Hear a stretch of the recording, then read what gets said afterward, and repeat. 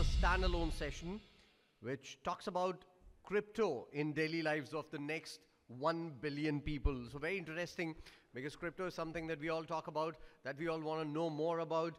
And of course, it is someone very, very special to come and talk about this. So once again, welcome back to the 7th Finext conference presented by Intershine Technologies. We are kicking off the next session, as I said, crypto in daily lives of our next 1 billion people.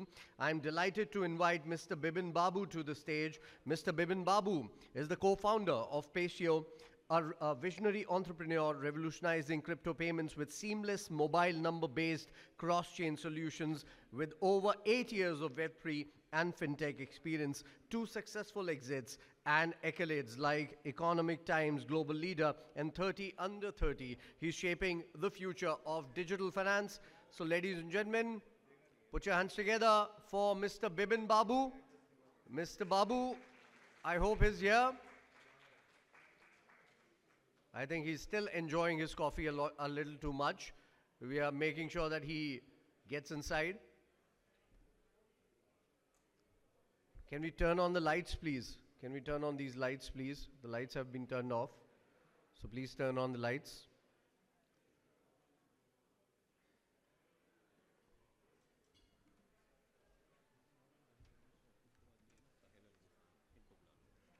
Okay.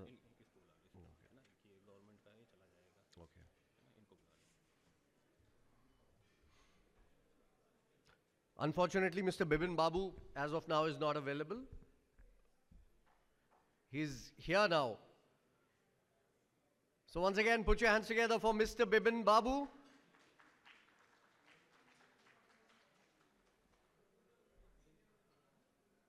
Yeah, they've clapped for you twice. You need to come faster than that, Mr. Bibin. And a final round of applause for Mr. Bibin as he takes over the mic.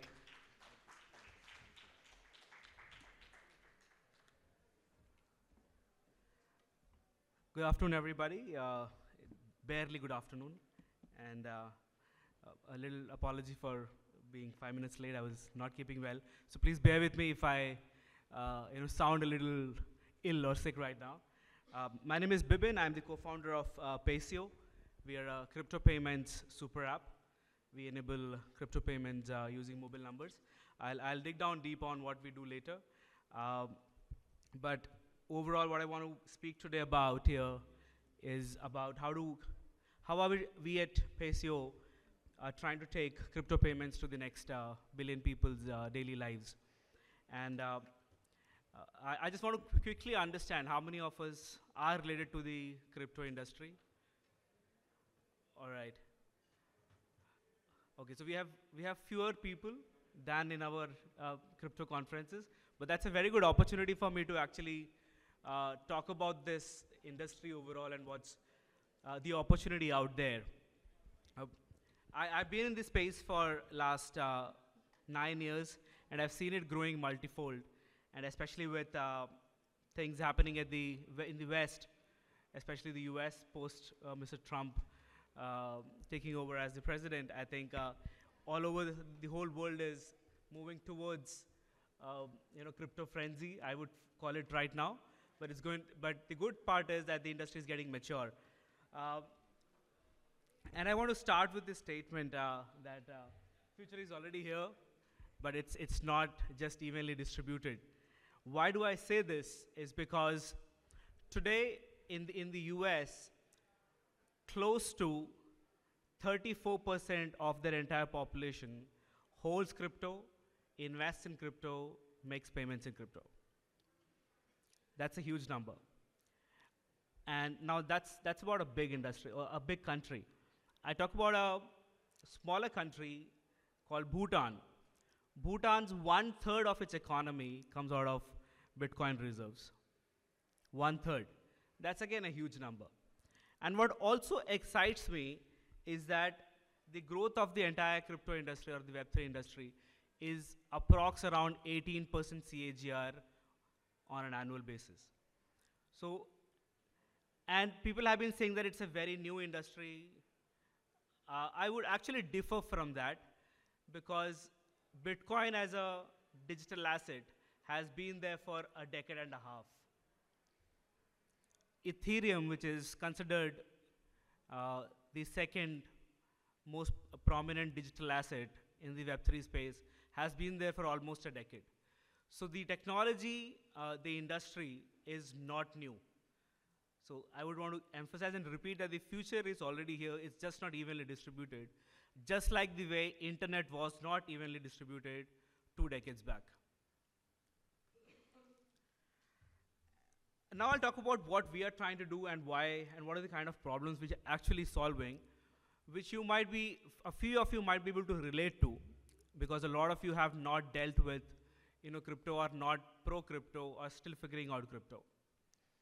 First is, today to actually get into the industry, you need to understand the technology, which is a really complicated stuff. So I was talking to my mom a few years back, and she's the person who taught me digital payments. But she had zero idea about how to deal with crypto. For example, we need to figure out which wallet do you use. These are the basic things. We need to figure out which crypto asset are you going to be using. Where are you going to store it? If you lose your keys or your so-called password or the passphrase, how do you recover it? So there is too much for a common man to deal with here. Now that's the first problem, which is pretty much evident in the industry, and that's one thing which we're trying to solve at Pacio. I'll tell you how. Second, it's pretty expensive. So when you talk about fiat payments today, it's comparatively less expensive than the crypto payments. So much so that if you go to the nearby address hotel and you want to pay using your digital assets, you will end up paying up to 8%. 8% premium on having food is bizarre.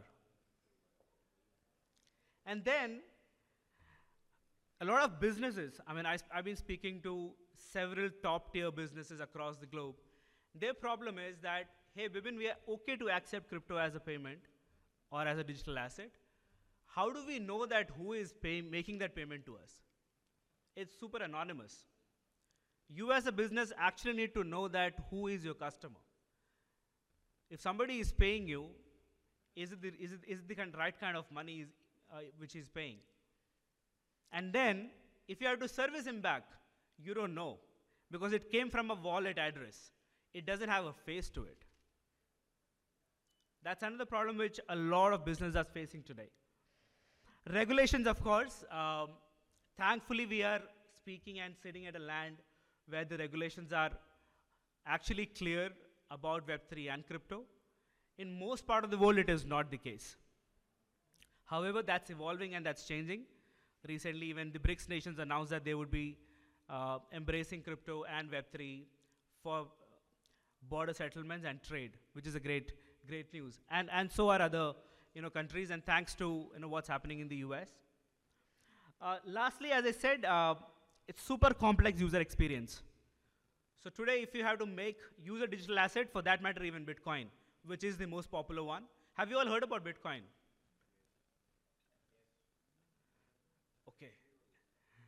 Okay, anybody who loves Bitcoin? Okay, I still have a few hands up. Thanks. Even if the most popular digital asset, which is Bitcoin, even if you have to use that to buy anything, it is a super complex affair. Why? I'll tell you a quick brief. The entire chain of actions which happens. So you have to use a particular wallet where you have stored Bitcoin. It gets a particular blockchain then, which is going to transfer it to another wallet. And if the vendor doesn't accept Bitcoin, he needs to get the local fiat currency, which he will have to go and then probably go to an OTC and settle it, convert it into a local currency. So he has actually seen already multiple slippages and loss of money here, which is not why Bitcoin on the first was built. It was actually built for the smoothest possible transaction globally. And that's one problem which we're trying to solve at Pacio. But before that, I want to talk about what's actually good happening at the payment space, in the fiat payment space, which is enabling the crypto industry. So one thing which I want to really highlight here is India's UPI. It's called as Unified Payment Interface. So UPI has actually brought close to, if you see the numbers here, close to 130 billion transactions in the last 6 years alone. And these transactions are very, I think very important to also understand. This comes from the last mile user. Even a tea stall owner actually is able to accept digital payments today in India. UPI has done that really amazingly. And not just India, in Brazil, if you look at Pix, they have crossed more than 43 billion transactions in the last couple of years. And these are retail payments. Let's talk about smaller economies like Thailand or Sweden. The same thing is happening. So why I'm actually highlighting these numbers is because overall the payment experience of a retail user has become really amazing. And probably that's also what needs to be done by the crypto industry so that they can match. And that's a responsibility on people like us to give the user a similar or a better experience than the fiat payments. Okay, now this is about my industry. I don't know if you guys have heard about CBDCs. Anybody? Is the central bank backed digital currencies, which a lot of governments have been exploring. It, of course, started in the US, and even Japan has been trying to do that. India is doing its bit, and so is UAE. You might have also heard about other stable coins which got announced in UAE, but those are not CBDCs. The good part is, if you look at the entire global map, most of the countries are moving towards having a CBDC. Am I a great fan personally about CBDCs? The answer is no. But one good thing which comes out of all of this action happening by the governments towards the CBDCs or towards Web3 is that the awareness amongst retail users is increasing. People who haven't heard about CBDCs today might just go back home and research about it. Good thing is also happening is that a lot of dining tables at their homes now, people are discussing crypto and CBDCs, which is a great thing.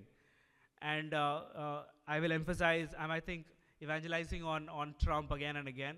But recently, the so-called Trump coin that came, again, not a fan of it as an industry guy, but it really got the conversations to a lot of households, which is amazing. People, can you even imagine? I was traveling in Thailand.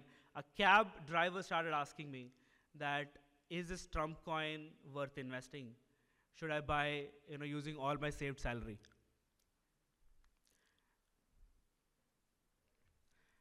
All right, now it's about chilling about what we do at Pacio. We built something called as UCPI, which is the patented technology. It's Unified Crypto Payment Interface. What we do here is we enable crypto transactions across all chains using a mobile number. And for the growing economies, such as African regions, we also function without internet, which means you will be able to do a crypto payment even without internet, and a mobile to mobile, and which also already is KYC'd, and it is not anonymous. That is what UCPI is. You can definitely go and get more details at our booth, which is right outside, and they have already given me my timer stinker, so I will stick to my time. Now, one thing which I want to emphasize here, or probably can get better at the fiat space, is the fees or the cost of fiat payments today. It has gradually, it's really, came down now. If you compare it from the last 10 years, but I think still there's a lot of scope, and that's also where, crypto as an industry can actually pitch in to minimize the cost for not just the retail vendor, also for the merchants. So a lot of time people say that, hey, we end up only paying 2.5% to 3% for processing our card payments. For a smaller business, for an SME, it's actually a big number, especially in growing economies. So at Pacio, when we do settle payments, we end up charging a maximum of 0.5%. Thanks to all our global partners for that. And why I'm also confident that the crypto industry is going to boom is because of the acceptance of several stable coins. You might have heard about USDT, USDCs, and there are other several stable coins which are coming. For example, in the UAE, there is AEDT which is announced. There is a coin that's already announced and approved by the central banks. So come what may, you would start seeing the involvement of crypto at a stable coin level even without you guys knowing in your banking apps. So why not probably even learn a little more about it? And thankfully, stable coins are finally stable globally. This is what we do at Payseo. This is how the entire platform looks like. I'll quickly also mention about a few of our features because we call ourselves a super app. One is because it's as simple as using a Venmo or a UPI. It's just mobile numbers. You don't need to figure out a wallet. You don't need to create a wallet. Your mobile number becomes your wallet. For any or all cryptocurrencies across any blockchains. That's the first most simple thing which we have done in this space. Second, as I said, it also functions offline. You don't need internet to enable a payment or to make a payment to a vendor or to each other. It's non-custodial also. So if you don't want to keep the money in Payseo wallets, you can choose your own preferred wallets and still use Payseo for making payments. We also have something called as an alternate fee, which is important. Maybe a lot of people not from the crypto space may not understand today. So today when you have to do a USDT transaction, you need to have Trons in your wallet to do that transaction, which is super complicated for any retail customer to even understand. So we actually go a level up and ensure that the retail user doesn't need to worry about it. The transaction fees and everything gets put into the same currency which they're using for a transaction. We are fairly a new company. We've been here for a year and above. We started in early 24, but from there we've actually come a very long way. Crossed 500,000 plus users. We are live in 100 plus countries. We just closed our first round of investment backed by some really good VCs, including the likes of Nia Foundation. We have some really good backers such as Luis Garcia, who is a Liverpool legend, people from Real Madrid. So amazing bunch of people. The CEO of NVIDIA is also one of our early backers. I'm just going to skip this because the time is running out. That's quickly to shill our team. Me and my co-founder both have been multiple times founders, taken a couple of exits in our past, in the US and in India both. And we are also backed by a really strong team coming out of the fintech space. You can find a few of these faces around. And these are a few of our angel investors and mentors that we have, from the likes of NVIDIA to IBM to UBS Bank, all the top heads, and also a few government top officials across the globe. So that actually makes us also very confident that we as a platform would be able to bring crypto to normal people's life, which is actually our vision to get the next 100 million people into the digital assets economy. And I very clearly believe that a lot of us keep talking about Web3 ethos. I truly believe, yes, we will be sticking to Web3 ethos, but we have also added a lot of practicality into it so that anybody who walks into this room or goes into a store can use crypto in their daily lives without even being an expert. That is what I think the internet taught us, and we stick to that. On that note, my time is up, gentlemen and ladies. Thanks for bearing, and thanks for listening to me. I look forward to meet you guys and interact with you. Thank you.